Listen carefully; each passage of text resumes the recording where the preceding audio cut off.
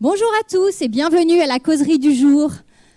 Bonjour à vous en présentiel, donc des formations ici sur le centre de Césy Nanterre, dans notre amphithéâtre, des formations en système d'information mais aussi en industrie. Merci à vous, bonne année à ceux que je n'ai pas rencontrés encore. Bonjour à ceux qui nous regardent via le live de nos 25 centres Césy, que ce soit nos collègues, mais également tous les apprenants, des tuteurs également qui nous suivent chaque semaine, et puis des institutionnels, des partenaires avec qui on a la joie de pouvoir proposer les causeries Césy. Pour ceux qui ne connaissent pas, les causeries Césy, c'est un cycle de conférences tous les mardis de 13h à 14h, de fin octobre à fin avril depuis 9 ans. On vous propose des thématiques diverses et variées, d'actualité, que ce soit de culture générale, avec de l'art, de l'international, de l'économie, des sciences humaines, du management, des transformations organisationnelles, également les méthodologies de l'ingénieur, et aussi donc tout ce qui est lié à l'industrie du futur, l'entreprise du 21e siècle, la transition écologique, que des thématiques d'actualité qui peuvent toucher toutes les promotions, tous les niveaux, tous les cursus. Donc merci à vous. Les causeries, c'est aussi un moment d'échange, de partage. Je vous propose donc à la fois aux personnes présentes de poser des questions en n'oubliant pas de lever la main afin que l'ensemble des personnes qui nous voient à travers l'écran puissent suivre vos questions. Et pour ceux qui nous regardent à travers l'écran, envoyez vos questions à causerie au pluriel idfc tout accroché @cesi.fr. Donc, je vous rappelle, causerie au pluriel idfc@cesi.fr. Merci à tous. Je vais aujourd'hui introduire Pierre Lagarde de chez Microsoft, qui est porte-parole de thématiques d'actualité sur les systèmes d'information et qui nous fait le plaisir de venir intégrer la saison des causeries 2022-2023. On peut l'applaudir chaleureusement.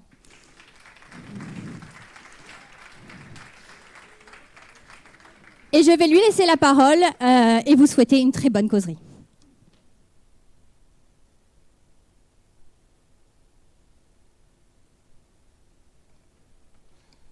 Super, merci. Bonjour à tous et merci pour cette introduction et les applaudissements évidemment avant la présentation.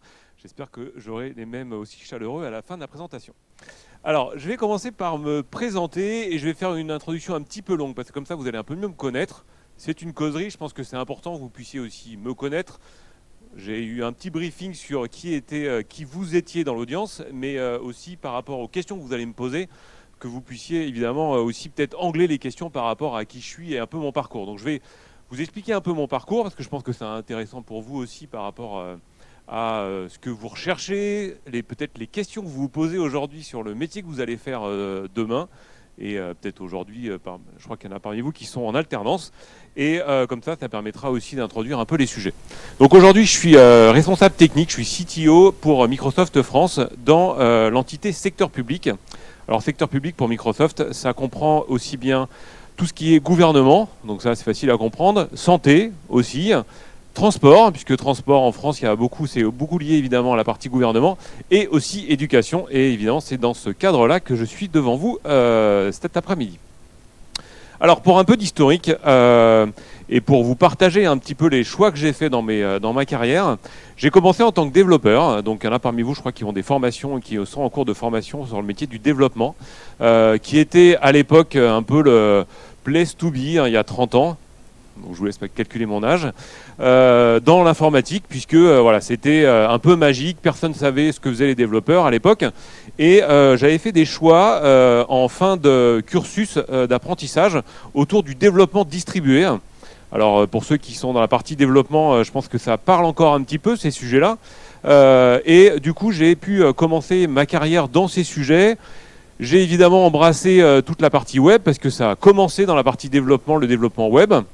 Il y avait une guerre à l'époque entre Microsoft et le monde Java, donc qui existe un petit peu moins. Je ne sais pas si vous entendez parler ou vous faites un peu de Java, mais aujourd'hui, évidemment, le langage de développement, c'est plus vraiment une guerre. Mais à l'époque, c'était vraiment une bataille entre les développeurs Java et les développeurs Microsoft. Et dans ce cadre-là, j'ai rejoint Microsoft il y a maintenant 20 ans. C'est quasiment anniversaire, c'était en janvier, donc c'est vraiment, je vais fêter mes 20 ans d'anniversaire chez Microsoft, où je suis rentré en tant que, attention, évangéliste. Alors en fait les postes étaient en train d'être créés pour que justement on puisse sensibiliser, je vais utiliser les mots français, le métier du développement et évidemment d'influencer les jeunes étudiants plutôt côté Microsoft, plutôt que de le faire côté Java ou autre solution. Et même à cette époque-là, on était même quasiment, on va dire, en guerre avec les solutions open source il y a 20 ans, puisque c'était vraiment, on s'affrontait, Microsoft qui était gros éditeur versus tout ce qui sortait de l'open source. Et évidemment, tout ça, ça a changé. J'ai même en reparlé un peu dans ma présentation, puisque maintenant, il faut savoir que Microsoft est l'un des plus gros contributeurs au projet open source en tant que pour les employés Microsoft. Donc évidemment, les choses ont changé, mais ça, je vous fais un peu d'histoire. Et puis, qu'est-ce que j'ai fait pendant mes 20 ans chez Microsoft? J'ai fait plusieurs jobs. J'ai été évangéliste, après je suis passé par manager. Les 5 dernières années, je les ai passées dans les équipes engineering à Seattle, où là, j'ai travaillé dans les équipes Windows. Et il y avait, évidemment, vous le savez aujourd'hui, on a travaillé en avance pour engager l'écosystème européen sur Windows 11, puisqu'il y a eu des grosses modifications qui ont été faites sur le store Windows, hein, pour ceux qui ont Windows 11, puisque maintenant vous pouvez même installer les applications Android sur Windows. Donc il y a un sous-système Android maintenant qui existe sur Windows, il y a aussi un sous-système Linux. Ça, c'est des choses évidemment qu'on a répliquées du monde d'Apple. Et ça fait maintenant 1 an, je suis revenu en France dans les équipes françaises pour rejoindre le secteur public. Donc pourquoi je vous ai un petit peu fait une version longue de mon parcours, c'est qu'en réalité, je suis passé par plusieurs jobs chez Microsoft et même avant Microsoft qui m'ont amené à découvrir et finalement à toujours apprendre des nouvelles choses. Et il y a 3 ans, en fait, j'ai commencé à travailler sur le sujet du développement durable, donc Sustainability en anglais, et j'ai commencé à le faire dans les équipes Windows, puisque je suis allé voir les gros éditeurs. Alors, je prends toujours cet exemple-là parce qu'évidemment, il est connu pour vous. Je suis allé voir Netflix. On était en pleine période de pandémie et on a des rapports d'utilisation, de consommation des batteries sur Windows. Et on a été les voir parce que on s'est rendu compte que l'application Netflix sur Windows, en fait, consommait de moins en moins de batterie. Et en fait, on est allé les voir pour comprendre ce qu'ils avaient modifié, eux, dans leur applicatif, pour justement observer cette utilisation de batterie qui était moindre. Et je vous ramène 2 ans en avant, vous vous souvenez, pleine période de début de pandémie, Netflix était montré du doigt. Pourquoi? Parce que c'est eux qui prenaient toute la bande passante. Donc évidemment, eux, en interne, ils ont dit qu'est-ce qu'on fait pour optimiser cette bande passante? En fait, ils ont changé leur système d'encodage des vidéos. Et en fait, en changeant leur système d'encodage des vidéos, il s'est trouvé qu'il y a eu un double effet Kickskool. Pour ceux qui connaissent Kickskool, c'est peut-être une joke que vous ne comprenez pas, mais enfin bref, il y a un double effet. Le premier effet, c'est que, évidemment, ça consommait moins de bande passante, mais surtout, en fait, sur la partie cliente. Donc, il se trouve que sur Windows, on avait le report, mais c'était évidemment le même effet sur les téléphones et les tablettes. La consommation de la batterie était moins importante, puisque le système de décodage était plus simple à faire, et donc nécessitait moins de ressources sur le périphérique client. Et donc, du coup, on a continué à travailler avec eux pour regarder si on ne pouvait pas faire d'autres optimisations pour réduire cette consommation énergétique applicative. Alors, pour eux, évidemment, ça avait un effet direct parce que, du coup, il y avait une perception utilisateur. Vous pouvez regarder en mode autonomie sur batterie plus longtemps de la vidéo, donc eux, ça leur allait très bien. Et évidemment, nous, on commençait à faire notre virage, donc ici, il y a à peu près 3 ans, sur le sujet Sustainability, à travers nos périphériques, évidemment, matériels, tous les périphériques surface, mais aussi applicatives, Windows 11. Pour ceux qui ont vu, on a rajouté des fonctionnalités dans Windows 11 pour spécifiquement faire des choses dans un cas très particulier, par exemple de mise à jour de Windows, pour le faire quand le mix énergétique est correct. Je ferme la parenthèse, je vais revenir sur ce que c'est le mix énergétique, je vais en parler juste après. Bref, on fait des choix de fonctionnalités qui vont être tournés justement vers le développement durable, et c'est ça qu'on va essayer de voir ensemble. Voilà. Et aujourd'hui, je porte ce sujet aussi sur le secteur public, parce qu'il y a beaucoup de clients qui nous demandent justement de réduire leurs émissions de carbone, leur consommation électrique, évidemment sur la partie IT, mais ça, je vais revenir dans le détail. Voilà. Ça, c'était un peu pour vous expliquer d'où je viens, ce que j'ai fait, et surtout, n'hésitez pas, du coup, avec un peu le background de mon cursus, poser des questions pendant la présentation, avec évidemment lever la main pour que les gens à distance puissent vous entendre, et évidemment, je pourrai y répondre en session. C'est le but, hein, c'est que vous puissiez réagir pendant cette heure, que ça ne soit pas simplement que je passe mes 50 ou 70 slides en 1 heure. Ok ? C'est bon pour tout le monde ? Alors, on avance. Je vais faire un petit rappel sur ce que c'est Microsoft. Microsoft, on est à peu près 140 000 dans le monde. On est quasiment dans 200 pays.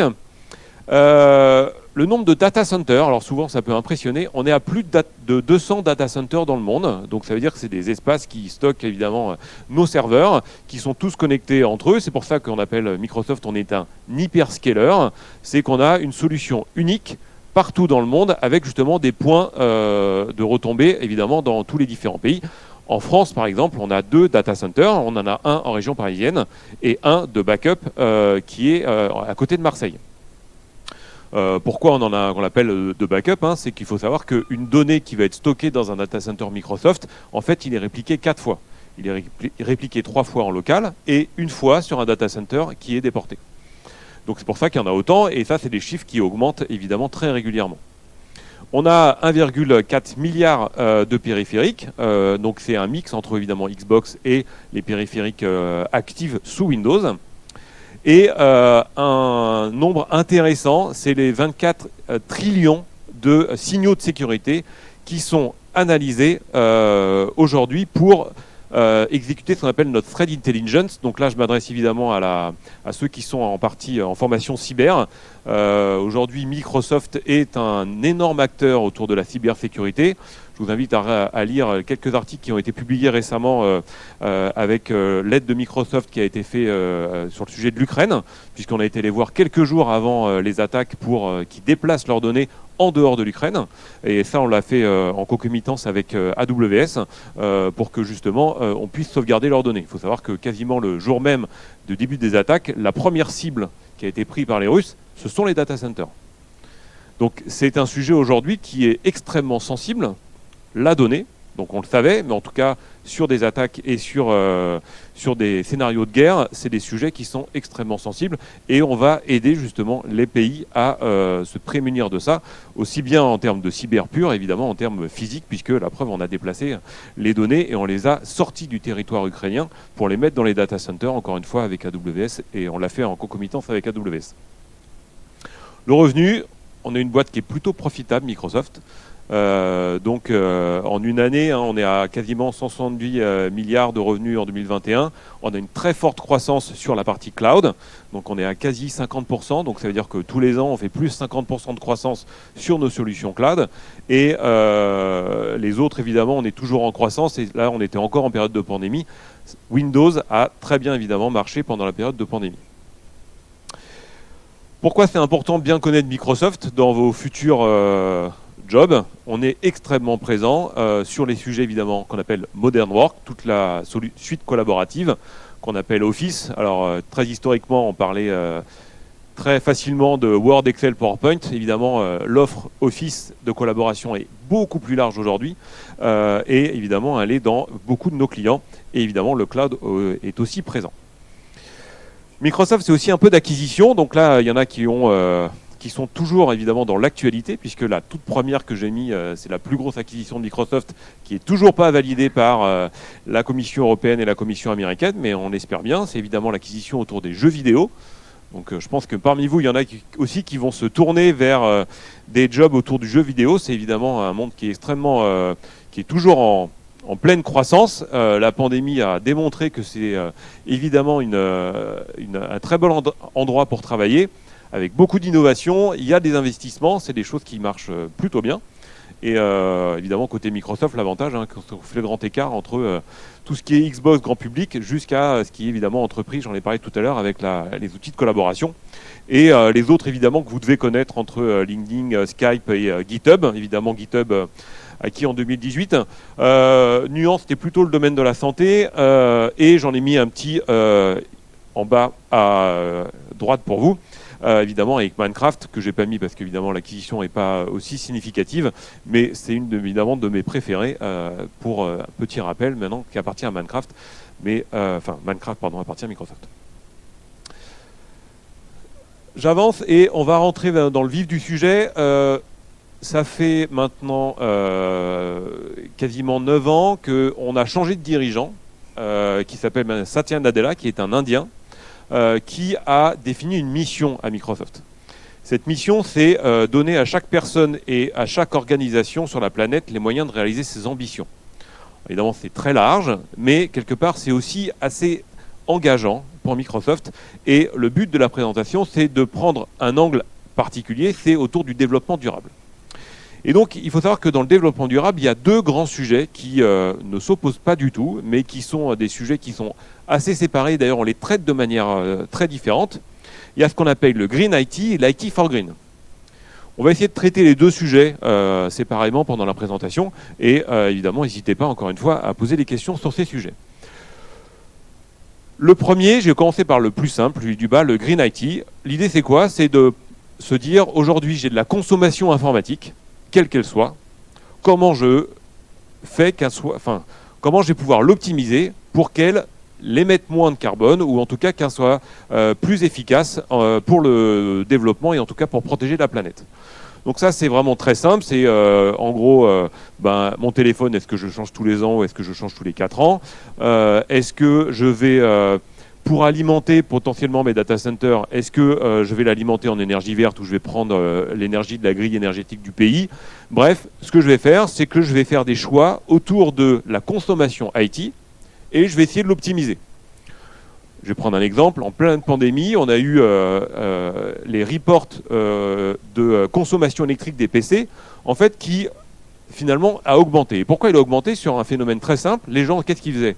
Ils bossaient de chez eux, sur leur PC ou leur laptop. Donc déjà, un PC, ça va plus consommer qu'un laptop. Et surtout, pendant les heures de midi, qu'est-ce qui se passait? En fait, il les coupait pas. Au bureau, on a plutôt tendance à fermer son laptop, à partir, manger, etc. Par contre, quand on est chez soi, et même la nuit ou le soir, les PC n'étaient pas coupés parce que, en fait, ils restaient sur le bureau de chaque personne. Et en fait, ça a fait mécaniquement une surconsommation électrique. Et donc, sur un outillage assez simple, qu'est-ce qu'on fait? À l'heure du midi ou le soir, on vérifie s'il n'y a personne devant le PC et du coup, on va le mettre en veille directement, en veille prolongée ou en système de veille. Il faut savoir que sur certaines organisations, on parle de quasiment plus de 50% d'économie d'énergie quand on va mettre en place ces éléments-là. L'IT for Green, c'est très différent. C'est qu'en fait, on va essayer d'utiliser l'IT pour résoudre des problèmes autour du développement durable. Ça veut dire qu'on va inventer, j'en sais rien, une nouvelle peinture qui va faire de la captation de carbone. On va imaginer un système, je prends par exemple un système de transport où on va mettre des trains à la demande pour qu'on va qu'ils soient remplis au maximum pour que justement on ait moins de déperdition et qu'on puisse mieux s'adapter au trafic des personnes et donc pas faire tourner, j'en sais rien, des trains alors qu'ils sont vides. Ça, on va utiliser l'IT, on va utiliser la technologie pour optimiser justement des process business qui, eux, évidemment, vont être moins consommateurs ou moins émettre de carbone. OK pour tout le monde? Donc ça, c'est 2 sujets qui sont très séparés. Pourtant, il y a les 2 IT à chaque fois, puisque finalement, ça concerne l'informatique. Un qui va tenter de résoudre des problèmes et l'autre juste pour faire de la sobriété énergétique sur la partie IT. Alors ça, c'est juste pour que vous sachiez. Évidemment, je pense que vous le savez, mais c'est toujours mieux de le présenter sous forme de slide. Il y a aujourd'hui, évidemment, une corrélation entre la croissance mondiale, OK, et les émissions de CO2.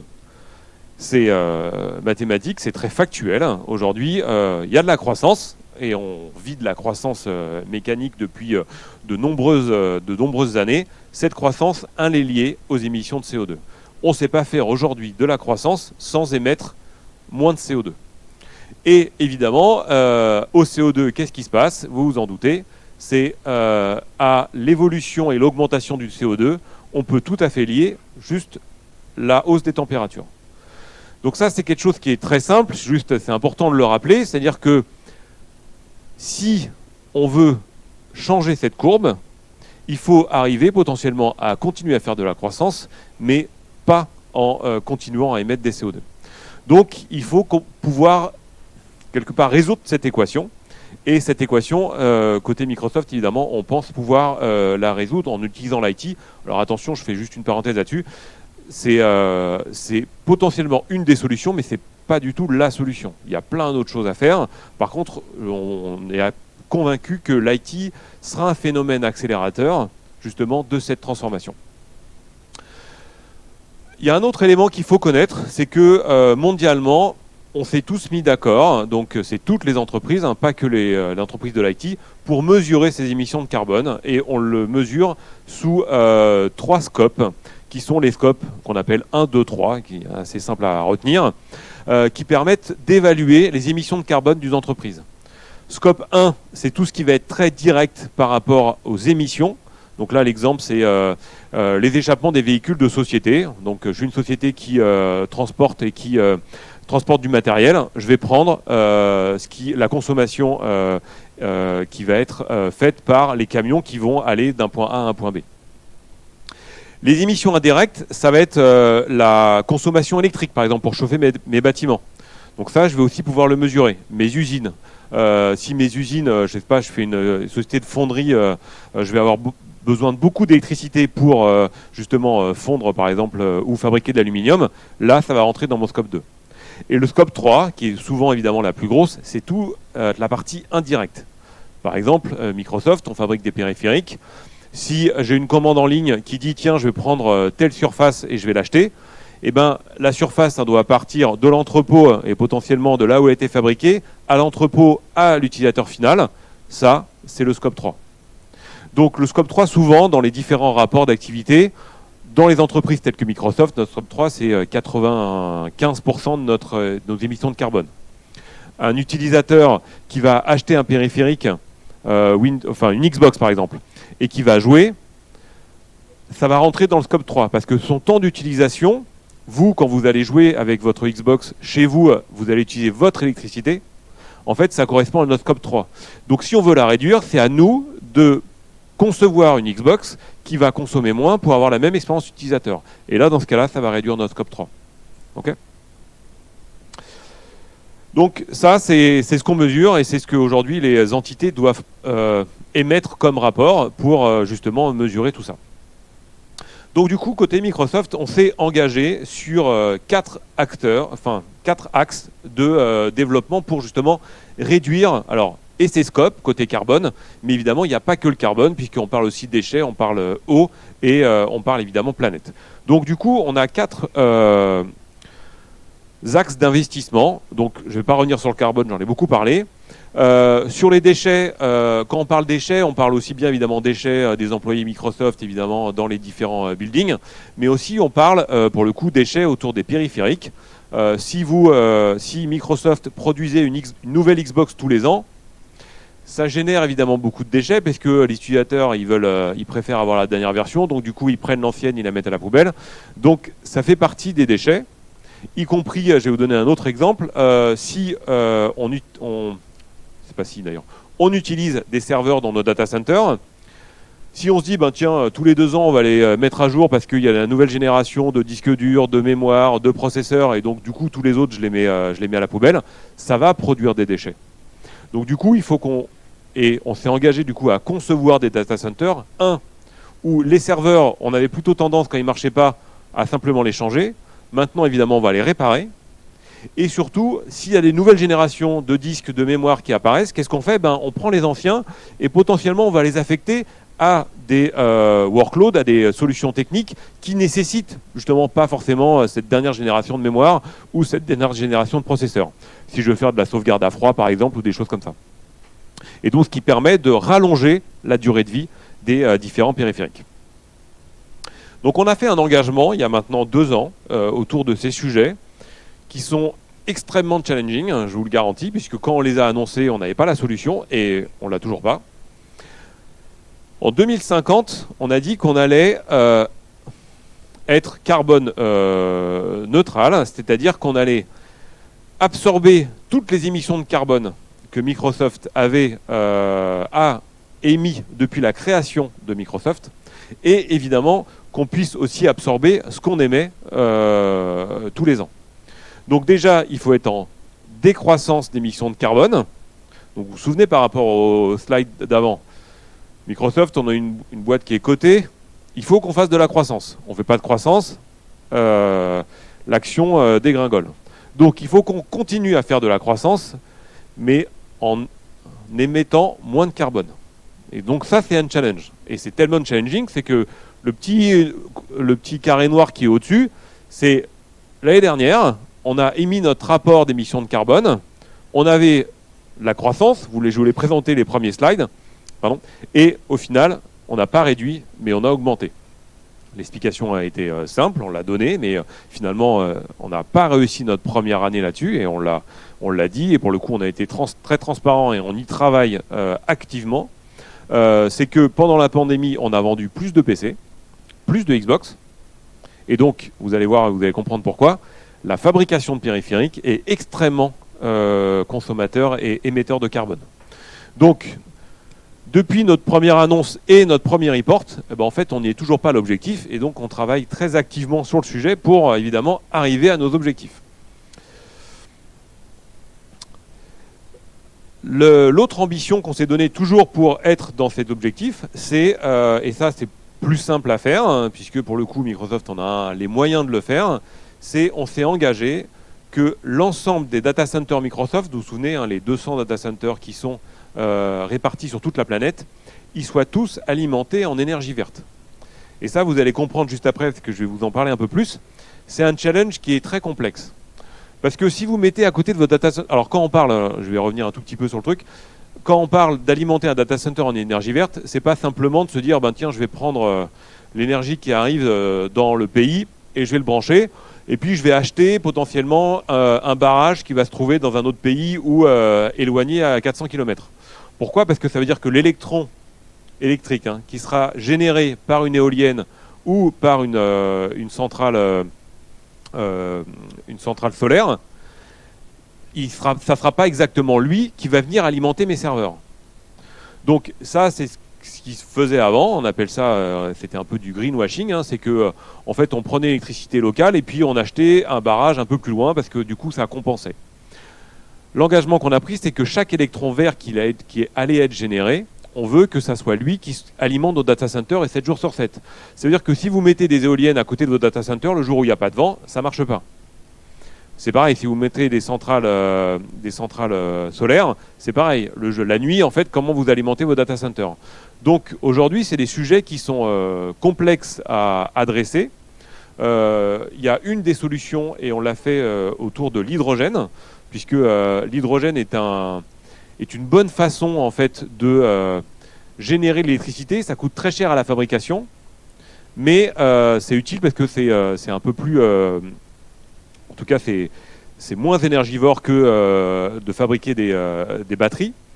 Et potentiellement, justement, quand il y a beaucoup de vent ou beaucoup de soleil, on va pouvoir utiliser cette génération électrique pour fabriquer de l'hydrogène. Et l'hydrogène sera utilisé potentiellement la nuit ou le jour où il n'y aura pas de vent. Donc, pour les data centers, et uniquement pour les data centers, ça peut être une des solutions intéressantes. On l'a expérimenté dans certains data centers. Par contre, par exemple, ça a été pas mal décrié au moment où les premiers véhicules à hydrogène sont sortis, parce qu'aujourd'hui, fabriquer de l'hydrogène, c'est quand même extrêmement consommateur, et finalement, vous déplacez la pollution. Donc, ce n'est pas forcément non plus la meilleure solution. Mais pour les data centers, c'est quelque chose qui peut être intéressant. Donc, c'est pareil, on y travaille. On a pris un engagement, cette fois-ci plus court terme, à 2025, pour l'ensemble de nos data centers. Mais vous allez voir aussi, on a d'autres innovations autour de ça. Il y a un autre challenge, et ça, je vous le partage aussi, ça provient de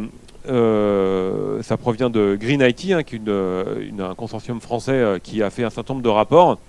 J'en ai parlé un peu tout à l'heure. La fabrication des périphériques, c'est cette phase qui est la plus consommateur. Aujourd'hui, il faut retenir à peu près 80-20. 80% des émissions de carbone est liée à la fabrication d'un périphérique, que ce soit votre téléphone, un serveur ou une télé. Et simplement 20% pendant l'usage. Donc plus vous allez allonger la durée de vie de votre périphérique, mieux ça sera. Parce que du coup, la réitération et la refabrication d'un périphérique, évidemment, vous allez la déporter plus loin, et donc ça sera plus intéressant. Donc c'est pour ça que pour nos data centers, on a pris le pari de plutôt réparer les serveurs et de rallonger la durée de vie. On a fait une annonce maintenant il y a 1 an. On était à 4 ans normalement de serveurs et on est passé à 6 ans de serveurs sur nos data centers en moyenne. Tout ça pour justement résoudre toujours cette équation. Par contre, il y a des usages qui ne sont pas tout à fait identiques. Si je prends par exemple une Xbox, on est à 50-50. 50 à l'émission, à la fabrication et 50 à l'usage. Pourquoi ? Est-ce que vous savez pourquoi? Je me pose une petite question pour vous réveiller. Pourquoi une Xbox, on n'est pas dans le phénomène 80-20? Pourquoi une Xbox a un phénomène 50-50? Où finalement la consommation est extrêmement importante. Oui. Très bonne réponse. Donc évidemment la réponse c'est ça, c'est que le périphérique, quand il est allumé, quand vous jouez à une Xbox, il est à 100% tout le temps. Et donc, du coup, ce qui compense ce pourcentage-là. Et c'est pour ça que dans les data centers aujourd'hui, on fait des choix de pouvoir mettre le maximum de workload, donc le maximum de composants techniques, dans une même machine physique pour justement atteindre ce seuil maximum de 100%. Plus vous avez les serveurs à 100%, mieux c'est. Il faut mieux avoir un serveur qui tourne à 100% que 4 qui tournent à 25%. À cause de ce pourcentage-là. Il y a un sujet du coup qui peut peut-être vous intéresser, en tout cas dans vos métiers futurs, ce qu'on appelle le move to cloud, c'est-à-dire que aujourd'hui il y a beaucoup de sociétés, alors beaucoup dans le secteur public et aussi sans doute beaucoup de sociétés dans lesquelles vous travaillez, qui sont aujourd'hui qui utilisent leurs ressources techniques dans leurs propres infrastructures. Il faut savoir que d'utiliser finalement des infrastructures d'hyperscalers de type Microsoft, Google, AWS, va être beaucoup plus efficace en émissions de carbone et en consommation électrique. En fait, c'est une simple comparaison de rouler à une voiture et de faire vos allers-retours le matin à l'école, vous êtes tout seul dans la voiture, versus d'utiliser les transports en commun. C'est exactement le même principe. Donc là, si vous utilisez des ressources partagées, pour le refroidissement, pour l'électricité, pour les ressources, comme je disais, pour les serveurs, pour les amener tous à 100%, du coup, on a un facteur de gain qui est extrêmement important. Et ça, pour le coup, on a fait l'exercice sur nos propres data centers. Et c'est pour ça qu'on arrive à ces chiffres-là. Du coup, quand on va travailler dans ces data centers, en fait, on va pouvoir utiliser et mettre en place des mécaniques qui sont pas forcément évidentes à mettre en place dans des data centers ou des solutions en propre. Alors, je vais prendre le premier et puis les autres, peu importe, mais le premier, c'est simplement de se dire, si mon service, la nuit, il n'est pas utilisé, autant l'arrêter. Autant l'arrêter. Alors, le but, c'est pas simplement d'arrêter le service quand on parle d'un site web ou de choses comme ça.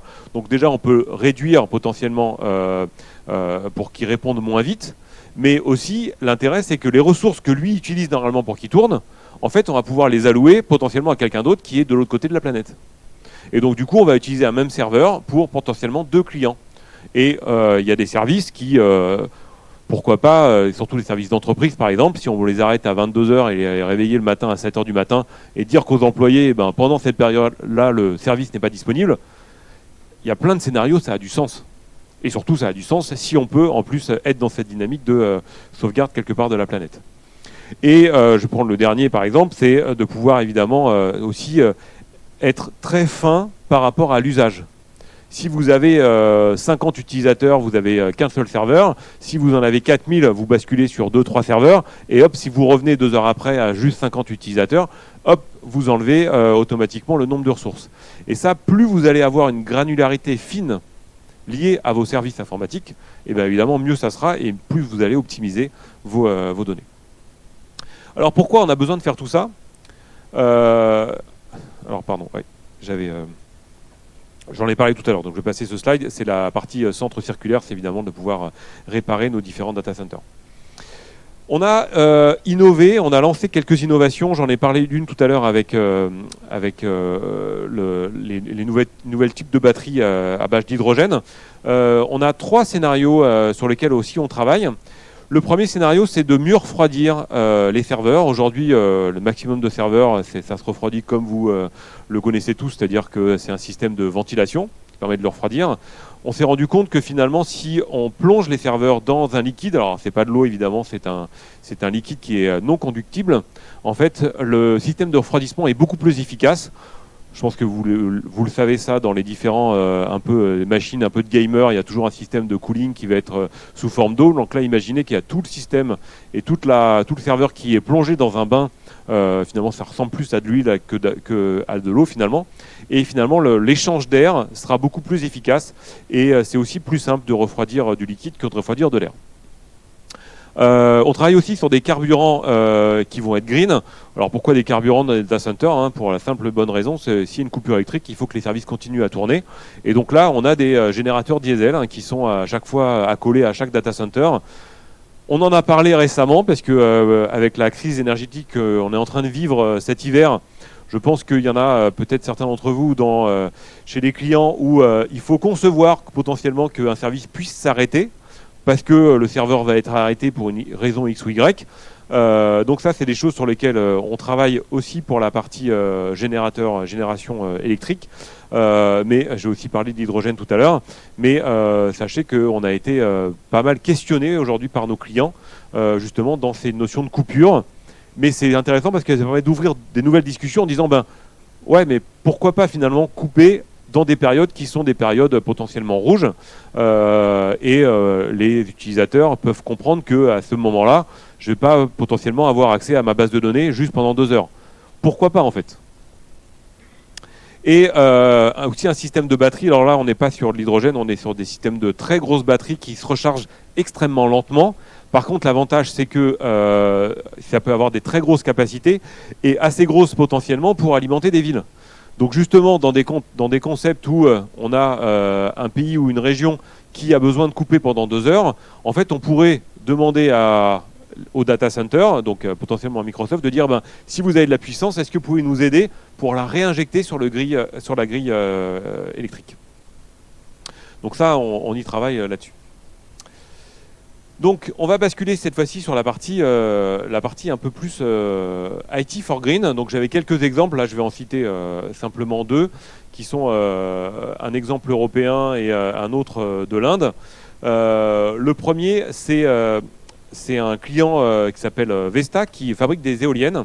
Et ils se sont rendus compte que, en fait, pendant qu'une éolienne tourne, ça induit finalement des effets de vent pour les éoliennes qui sont à côté.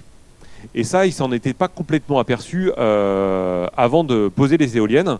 Et en fait, en utilisant des systèmes de machine learning, on s'est rendu compte qu'on pouvait anticiper finalement les vents qui étaient induits par les éoliennes pour mieux placer les éoliennes physiquement, pour mieux les implémenter.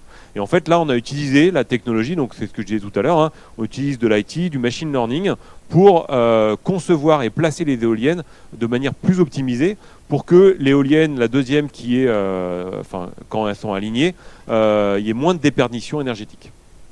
L'autre autour du transport, c'est les tuk-tuk en Inde, où en fait, ils avaient, pour ceux qui connaissent ou vous avez peut-être vu les tuk-tuk dans les films, c'est des petits moteurs à essence qui sont derrière ces tuk-tuk qui tournent quasiment toute la journée. Et en fait, on a travaillé avec eux pour imaginer de les passer en électrique. Sauf que eux, il fallait évidemment qu'ils puissent se recharger ou en tout cas changer leur batterie facilement parce qu'ils ne peuvent pas arrêter leur activité pendant 2 heures pour recharger. Et donc en fait, ils ont travaillé pareil avec du machine learning pour positionner à des endroits stratégiques des batteries pour être remplacées. Donc du coup, il y a des zones qui changent régulièrement et qui sont optimisées en fonction justement de l'usage des tuk-tuk pour que lui, il sache que quand il lui reste 5% de batterie, il va aller chercher la batterie la plus proche parce qu'elle sera bien positionnée en amont par rapport à là où il est physiquement. Voilà, et l'autre, c'est la partie agriculture, c'est anticiper finalement de la météo pour justement mieux anticiper les scénarios de gel, par exemple, surtout pour les vignobles. Il y a un autre sujet qui est important, alors là on est en plein dans le cœur du sujet, c'est la partie skilling, la partie apprentissage. J'ai parlé pas mal de sujets, de grille électrique, de mix énergétique, j'ai énoncé des concepts. Ces concepts-là, en fait, il faut les appréhender pour mieux prendre des décisions, vous en tant que finalement implémenteur de solutions. Et ça, on s'est rendu compte que sur le sujet green, on avait quelque part un déficit, parce que souvent, on prend des décisions un peu, alors je vais prendre une expression peut-être un peu ancienne, un peu au doigt mouillé. C'est-à-dire que oui, effectivement, là, ce que je vais faire, je vais arrêter mon serveur pendant 3 heures. Ouais, mais finalement, est-ce qu'on a les bonnes données pour... Et est-ce que, vous savez, un peu les effets un peu rebonds, hein, c'est finalement, je prends une décision maintenant, mais est-ce que finalement, c'est la bonne décision? Alors, je prends toujours un exemple hyper simple. On a eu juste avant l'hiver en disant à tous les employés plutôt faites du télétravail, est-ce que du coup, il n'y aura pas besoin de chauffer les entreprises? Ouais, mais alors en fait, non. Parce que finalement, si les employés d'une société finalement se chauffent mal ou finalement chauffent mieux leur maison que l'entreprise, et bien finalement, c'est mieux qu'ils continuent à aller en entreprise. Mais en fait, on ne sait pas trop. On ne sait pas trop parce qu'il nous manque, de l'information et justement d'être acculturé à ces notions pour prendre les bonnes décisions. Et donc ça, c'est quelque chose qui est important et qu'il faut commencer à ajouter quelque part dans les cursus de formation pour comprendre qu'est-ce que c'est les enjeux énergétiques, quels sont justement ces différents effets, ces effets de bord, pour, encore une fois, prendre les meilleures décisions. Et donc ça, c'est quelque chose qui est en train de démarrer. Et là, pour le coup, s'il y en a parmi vous qui sont intéressés de se acculturer, il existe beaucoup de formations sur Internet aujourd'hui. Je vous recommande de les faire parce que c'est valorisé aujourd'hui en entreprise, quel que soit le sujet. Et encore une fois, aussi bien cyber que développement, que gestion de projet, avoir ce niveau de connaissance et quelque part pouvoir être prescripteur de ce type de solution, c'est aujourd'hui extrêmement demandé dans l'industrie. Et donc il y a un sujet, alors j'ai parlé un peu de sujet open source, et là vous allez peut-être rigoler sur le sujet, et en tout cas si vous connaissez un peu l'historique, mais comme je disais en introduction, Microsoft est un des plus gros contributeurs aujourd'hui à l'open source mondial, et on a un partenariat très fort avec la Linux Foundation, alors pour une raison très business, et puis après une raison aussi différente, mais la raison très business, c'est qu'il faut savoir dans nos data centers, dans les data centers Microsoft, il n'y a pas que de Windows qui tourne. D'ailleurs, il y a plus de serveurs Linux qui tournent que de serveurs Windows. Et donc en fait, on a contribué au kernel Linux pour que Linux marche extrêmement bien dans nos data centers. Donc là, je referme la parenthèse, mais évidemment, on a un intérêt business, commercial, de travailler sur les sujets open source et travailler avec la Linux Foundation. Il se trouve qu'il y a 2 ans, on a ouvert une nouvelle fondation qui s'appelle la Green Software Foundation, qui a pour but de sensibiliser les développeurs justement au développement green. Et donc d'aller réfléchir avec eux comment on peut développer des interfaces, des logiciels, des services green. Et donc qui soient conçus green. Que ça soit aussi bien sur la consommation électrique, j'ai parlé de Netflix tout à l'heure, je ne vais pas reprendre l'exemple, que la partie hardware, si vous faites du logiciel qui finalement ne nécessite pas de nouvelles versions de téléphone ou d'ordinateur, eh ben, ça évite que les gens changent de PC, et évidemment qui prennent en compte les émissions de carbone. Donc on a défini des standards avec cette fondation, je ne vais pas du tout revenir dans le détail là-dessus, mais qui permet de calculer finalement c'est quoi l'intensité carbone d'une application. Et on a fourni aussi quelques principes de développement autour du développement green. Alors je vais en prendre un en exemple parce qu'il est plus facile à comprendre, c'est toute la partie intensité énergétique. Il faut savoir que dans le monde entier, chaque électron qui arrive derrière votre prise de courant, il a ce qu'on appelle un mix énergétique. Ça veut dire qu'il est créé à partir de différentes sources d'énergie.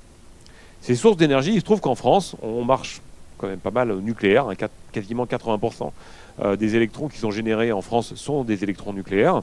Le reste, c'est de l'éolien, du gaz et du solaire. Et il se trouve qu'il y a une société qui s'appelle Electricity Map qui donne une vue du mix énergétique mondial. Donc là, j'ai fait un zoom sur l'Europe. Et pour chaque pays, va donner en ce moment, en temps réel, quel est mon mix énergétique. Pourquoi c'est intéressant? Parce que du coup, vous allez pouvoir prendre des décisions. Si à un moment, le mix énergétique n'est pas bon dans un pays, et vous savez, votre data center, il est en Irlande, ou il est en Angleterre, ou en France, eh bien, vous allez pouvoir ou le déplacer, ou lui dire, eh ben, je le mets en pause et je vais attendre que le mix énergétique soit meilleur. OK ? Et donc, ce mix énergétique, et en plus, il y a des petites flèches qui vont dans les différents sens, parce que parfois, quand on surproduit en France ou d'autres pays, en fait, on va partager notre électricité avec le pays voisin. Et donc, on se retrouve avec des mix énergétiques qui, dans le temps, ne vont pas être les mêmes. Et c'est pour ça qu'en pleine période de pandémie, tout au début, en fait, les émissions de carbone qui étaient liées à la production électrique ont quasiment été réduites de 80%. Pourquoi ? Parce qu'en fait, quand on est dans une situation qui est très tendue, comme en ce moment, et on va peut-être avoir des coupures cette année ou l'année prochaine, mais en tout cas, on anticipe ça. En fait, ce qui se passe, c'est que le solaire, le vent, il produit à peu près toujours la même chose, en fonction évidemment du vent et du solaire. Enfin non, il ne produit pas la même chose, mais donc il va varier en fonction du vent et du solaire, je me reprends, pardon. Et en fait, ce qu'on fait, c'est que s'il nous en manque, donc ça veut dire que si les consommateurs tirent plus de courant, il faut anticiper. On ne peut pas demander au soleil d'être plus fort et le vent d'être plus fort. Donc qu'est-ce qu'on fait ? On va démarrer des centrales à charbon ou des centrales au gaz. Si ces centrales, et pour le coup, elles sont extrêmement émetteurs de carbone, donc c'est quasiment 80% des émissions de carbone qui sont dues finalement à ces 10 ou 20% de fabrication électrique. Donc si elles sont coupées, en fait, si vous coupez 20% de la production électrique, si vous réduisez de 20% la consommation électrique, vous pouvez potentiellement réduire de 80% les émissions de carbone.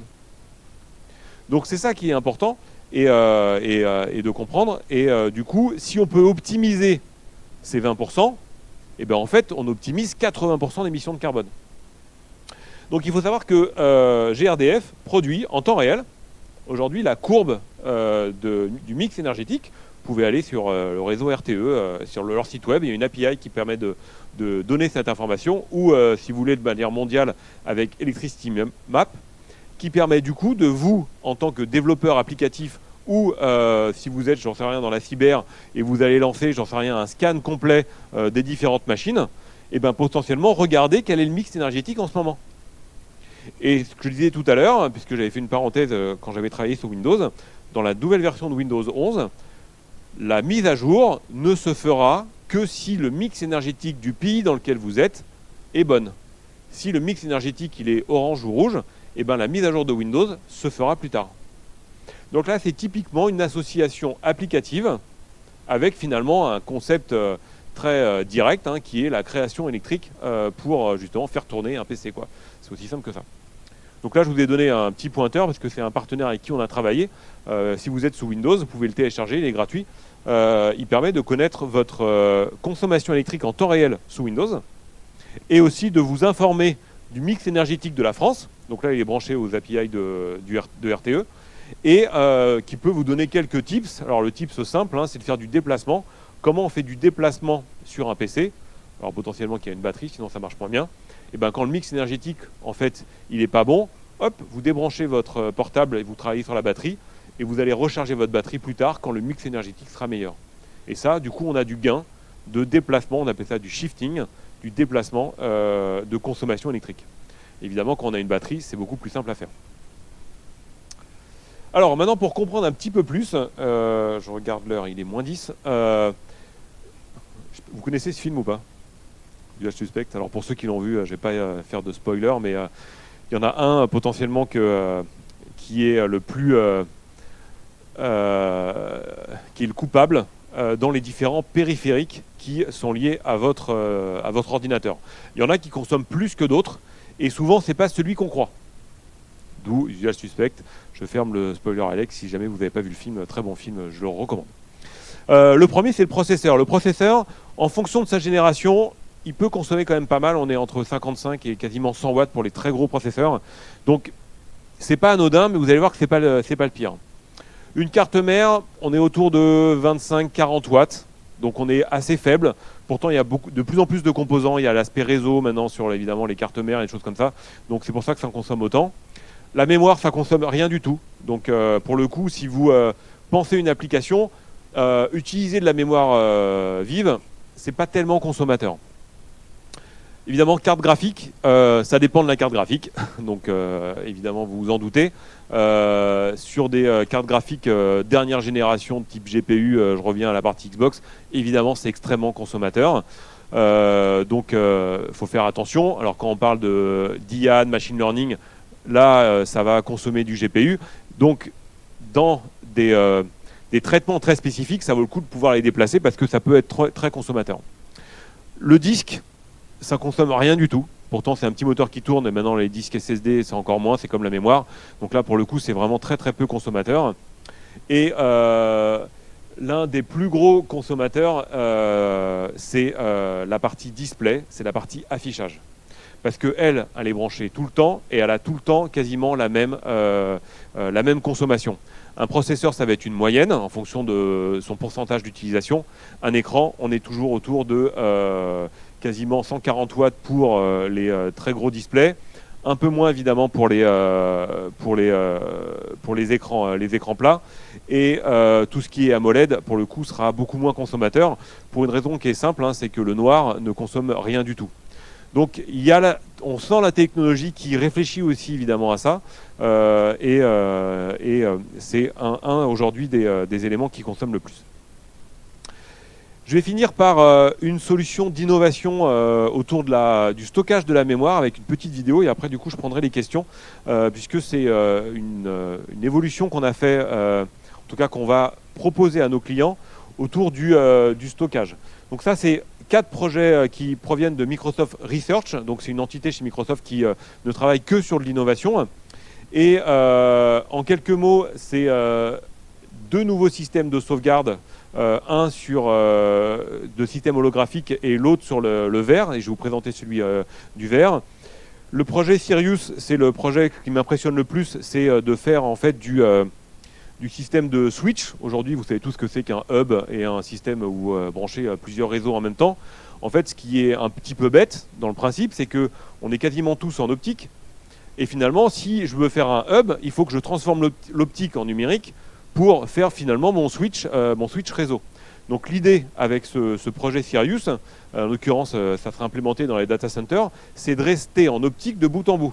Donc vous avez une fibre optique qui arrive, vous avez 50 fibres optiques qui arrivent, vous voulez les switcher exactement le même système que le hub, en fait, vous allez le faire uniquement en optique. Et donc là, c'est pour ça que c'est un peu, on retrouve un peu le système des prismes, c'est de travailler justement en optique cette fois-ci pour faire ce système de switch. Et c'est ultra rapide, et 2, ça évite justement de faire cette transformation optique numérique, et évidemment, en termes de consommation électrique, c'est quasiment nul. Et là, le projet Iris, c'est de pouvoir faire des super réseaux connectés, et je ne reviendrai pas là-dessus. Donc là, ce que je vous propose, c'est de juste regarder cette petite vidéo, et après, je prendrai vos questions.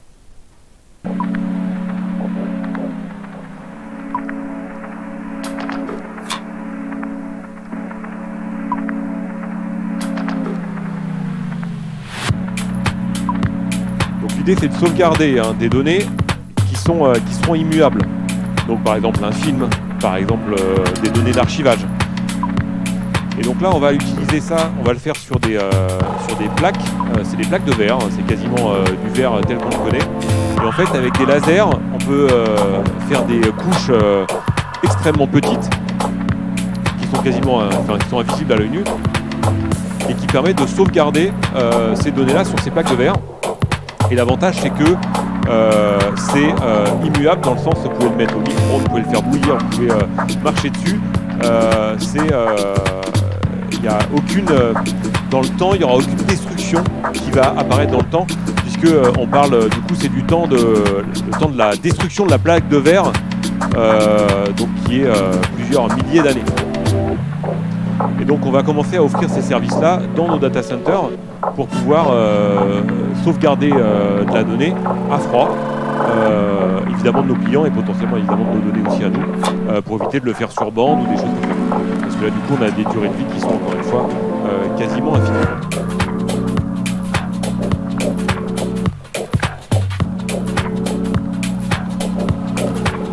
Imaginez des racks, ça ressemble un petit peu à ce qu'on voyait un petit peu avant sur des bandes, sur des systèmes d'automatisation de bandes, mais Là, on est sur un système de stockage extrêmement dense et surtout beaucoup plus durable que de le faire sur d'autres types de matériel.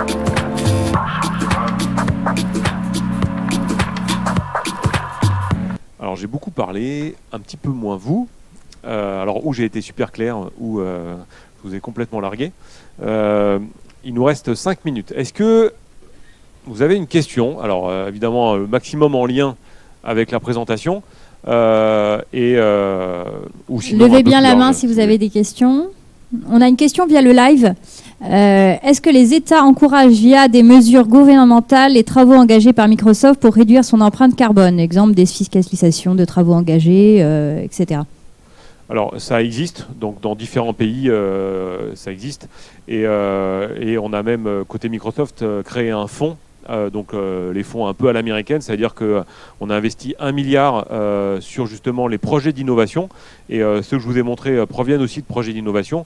Alors du coup ça fait effectivement des réductions d'impôts, mais ça permet surtout d'accélérer cette innovation pour pouvoir justement aller chercher des projets d'innovation qui ont besoin de ressources financières. Et pour le coup, Microsoft, on a quelques ressources financières qui permettent d'accélérer ces éléments-là et surtout qui permettent d'être après implémentés dans nos propres data centers. Cet exemple-là, on est évidemment un.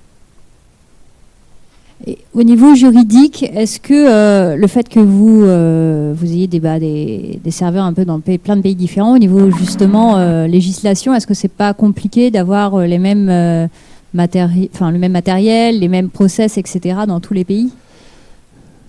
Alors, on n'a pas tout à fait... Alors, techniquement, si on parle de data center directement, on a commencé à créer des reporting de data center par pays. Au sujet justement ce qu'on appelle le PUE, c'est l'efficacité énergétique d'un data center. Finalement, quand vous envoyez 100 gigawatts d'un data center, finalement, combien de processeurs vous pouvez utiliser. Donc plus vous êtes proche de 1, mieux c'est. Plus vous êtes proche de 2, en gros, si vous mettez 100 gigawatts et que vous avez simplement 50 gigawatts de processeurs qui tournent, ben, c'est pas terrible. Donc évidemment, il faut avoir une efficacité maximum. On se rend compte que dans différents pays, on n'a pas le même rendement, pour une raison qui est simple, c'est lié à l'humidité. Donc dans un pays qui va être très humide, il va falloir qu'on mette en place des technologies de refroidissement qui ne vont pas être les mêmes. Donc là, on est en train de s'adapter justement dans les différents pays pour mieux s'adapter, mieux répondre aux enjeux. Et je prends l'exemple par exemple de la France. Si, comme en France, on est sur un pays qui a une électricité très peu carbonée, grâce au nucléaire, évidemment, ça va être intéressant de pouvoir optimiser et utiliser au maximum ce type de pays, là où l'Allemagne, c'est beaucoup plus compliqué, puisque eux, ils ont plutôt fait un choix de non nucléaire, et dans des situations complexes telles qu'on le vit aujourd'hui, on est plutôt sur de l'électricité qui est générée par du charbon, et donc là, c'est beaucoup plus challenging. Donc on essaie de s'adapter, évidemment, par pays. Alors là, j'ai fait une réponse par électricité. On a une réponse aussi qui est liée à l'eau, qui est très différente aussi par pays, parce qu'il y a des pays qui sont en intensité, en instance d'eau qui est plus complexe, et donc il faut le traiter aussi différemment. Une autre question via le live. Les formats de données changeant tous les 3 ans et les données Word 95 n'étant déjà plus lisibles, quel intérêt de stocker les données pour des milliers d'années sur du verre? Alors, je pense qu'il y a plusieurs réponses. C'est que le format des données, oui, on parle de type de fichier ou le format de fichier qui change. Aujourd'hui, on a des formats de fichiers qui sont plus ou moins quand même pivots. On parle aussi d'archives. Donc, si on est lié à de la vidéo, évidemment, on parle de codec, donc c'est lié à une temporalité.